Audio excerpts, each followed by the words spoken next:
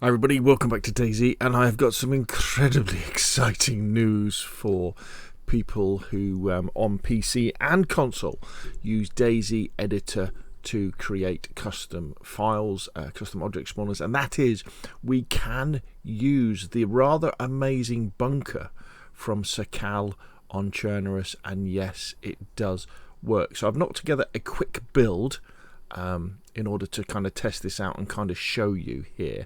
And you really need 3 bits, the names of which you're going to be loading up into the editor are the land warhead storage main. I'll put these in the description below this video. That's the main bunker itself with all the doors on.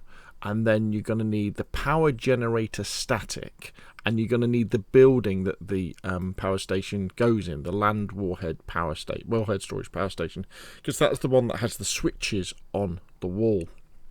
And then in order to make this work, you need to have fuel, and you need to have a glow plug, not a spark plug, a glow plug as well.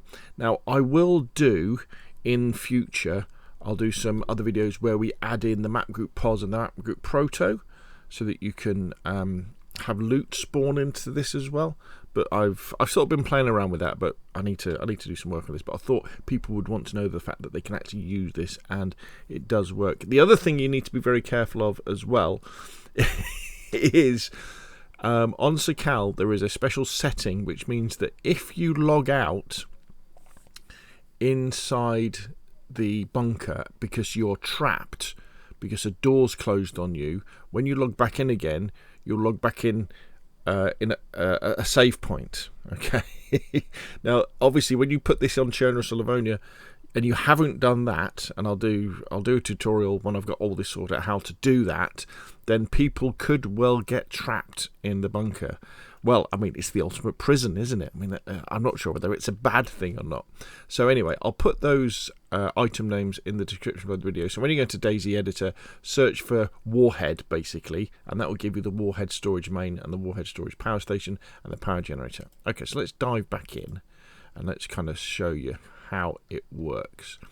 So let's so here is my little character.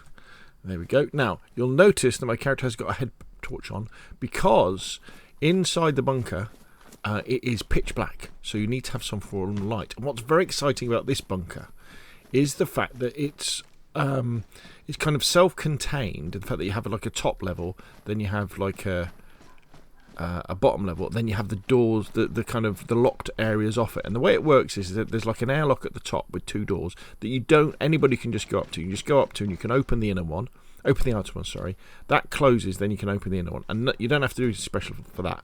But when you get inside, there's these additional doors, and the only way to open these additional doors is by firing up this generator. So what you do is you get some fuel, and you fuel up the generator, and then you get a glow plug and you put it in. Have I got a glow plug? This could be a bit embarrassing now, couldn't it? I thought I had one. There's one there. Okay, so let's take that to hand. Okay, so let's put that in. Where is it? Let's put that in there like so. I don't know if it needs fueling. Let's have a look. Let's take some fuel. And the fuel point is there, so let's refuel it. There we go. The other thing you'll have to do as well, which I almost forgot about, is you will have to put these into types as well, not as a spawnable thing, but as an object. I think that otherwise you might find they don't have persistence. Maybe again we're gonna have to do some playing around. We're gonna have to do some community will have to do some testing. So let's turn that on. Okay, so the generator's now on. So then we have these switches, and these switches combine with the doors that are inside the bunker. But you can only have one on at a time. If you put too many on, it will blow the switch. See? And the generator turns off. So we need to turn that back on again. So let's just open A2. So that's now open. So what we can do now is if we wander round here and we go up here. Very good, isn't it? So we're going to open this outer door. Now remember that anybody can open this outer door and the inner door. You don't need to have any special key cards or anything like that. But I guess somehow we could guess people will figure out how to operate that. Now, what's also interesting is the fact that it is pitch black in here without the need, as far as I can see, for a one of those special darkness triggers going off, which is very interesting indeed. So they've obviously found a different way of doing this where you don't need the darkness triggers. So here we go. So we're inside. So you see A1 is shut, but that's A2 there is open. And then obviously if you had the map group pos and the map group proto working properly, you would then get loot inside here, or you could do whatever.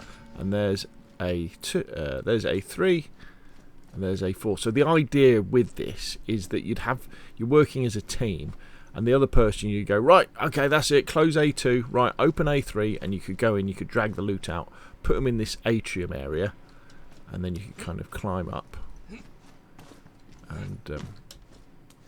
and get out that way. We could get out this way, I guess, as well. Lots of noises going. There's a nice, interesting little buildings, corridors off the side as well. Now remember, you can't open the outer door until the inner door is shut. Nice little feature.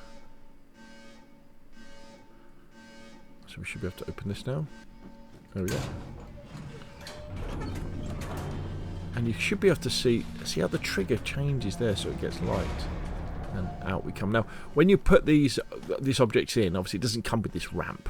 I just did this to kind of show you what's going on.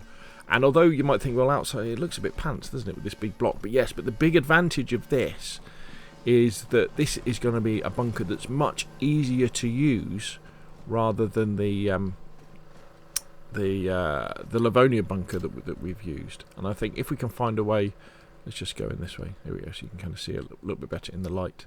If we can find a way of doing this, say, with the key card as well, so maybe you'd have to have, the way that you could do it is, I guess you could need a key card to get into the room that had the switches with the generator, couldn't you? That way you could combine those things together. Lots of ideas. So there we go. So in the description below this video, you'll see the names for these objects. It all seems to work fine. The only thing that I came across really was that it seemed to me like if you had a server restart, the generator wouldn't remember that it had fuel in it or a glow plug in it. So, but that might be a feature. I don't know. But well done to the DayZ devs. Big thanks has to go obviously to Increment Dab for the DayZ editor, and I can't wait to see what people come up with. Anyway, that's enough from me. Hopefully I'll see you again soon, and thank you very much.